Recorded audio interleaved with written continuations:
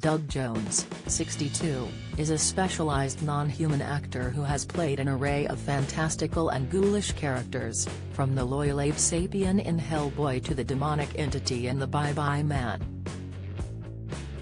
The Shape of Water star spoke exclusively to Express.co.uk about his incredibly haunting career and how he balances his unshakable faith while playing demonic characters. As a non-human actor, Jones is often the face behind layers of prosthetics, makeup and costumes of iconic characters that are evidently inhuman. While it may appear this boxed him into a very niche typecast, Jones said it allowed him to play a much wider array of characters than I ever would have been able to with my own face. The actor fell into this character niche accidentally, as he landed one of his first professional roles in an 80s McDonald's commercial as Mactonite, the fictional, moon-headed piano player.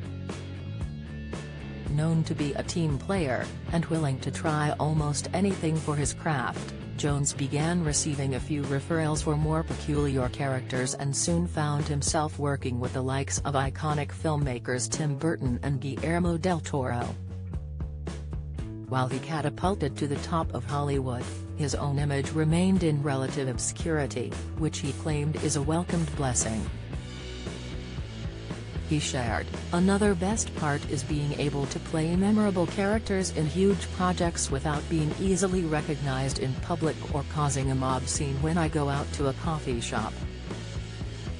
With a background in mime and contortion, Jones quickly became the top choice for abnormal characters, finding particular success in the horror genre. He has played the disturbing entities in hit blockbusters like Ouija, Quarantine, Legion, The Terror of All Hallows, even many more. While his resume is incredible, playing the bad guy in horror films can sometimes lead to some isolation for the actor, as he described on the set of Quarantine. The lead actress Jennifer Carpenter could not look at me between takes and avoided contact, apologizing all the while, but she admittedly was freaked out by me. For 2006's Pan's Labyrinth, Jones took on two roles as the haunting Pale Man and Fawn, starring alongside 11-year-old Ivana Bacaro. The Pale Man in particular is a visually terrifying entity, as any Pan's Labyrinth fans will note, and so to ensure young Bacaro felt safe, the crew arranged for her to have a unique inside look at the creation of the villain.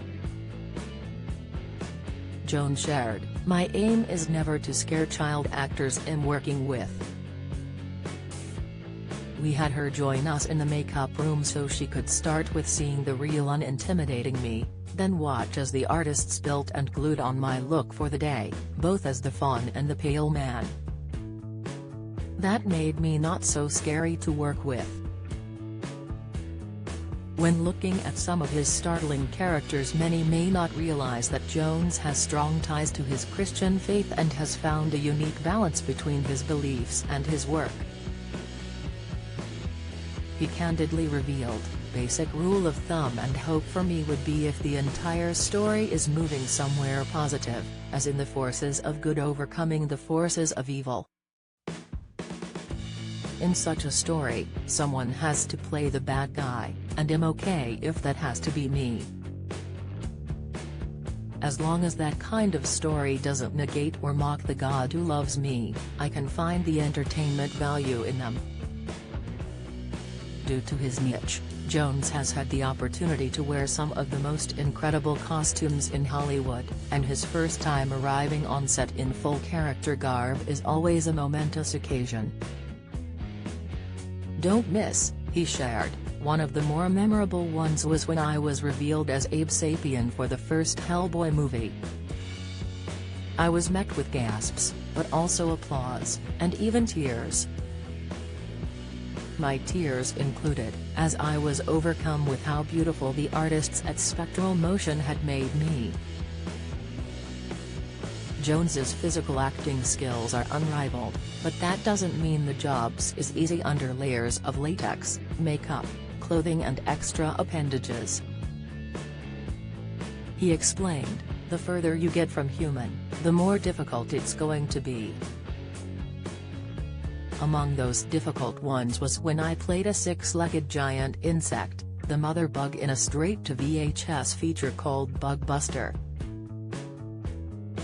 Another downside to this is that Jones is often on set hours before his colleagues and stays hours after filming stops, and in the middle of all that is a grueling filming day trying to keep my energy up and staying true to my character as I deal with extra weight, heat, and sticky discomforts that are unavoidable.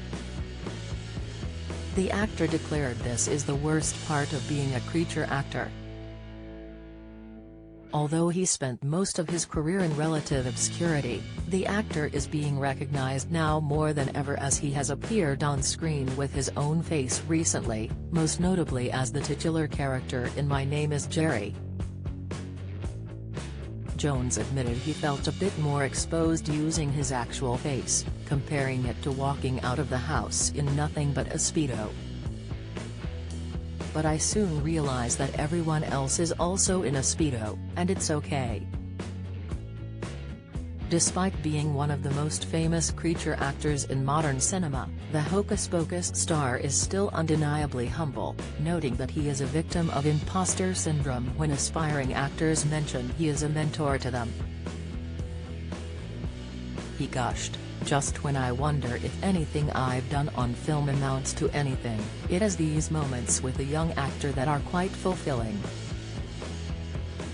I am humbled to the point of even feeling a little imposter syndrome, where I fear they may find out I'm not all I'm cracked up to be. But I imagine that Don Knotts, Danny Kaye, Jerry Lewis, Lon Chaney, Boris Karloff, and Dick Van Dyke may have all felt the same way if I ever got the chance to gush on them with how much they changed my life and inspired what I've become."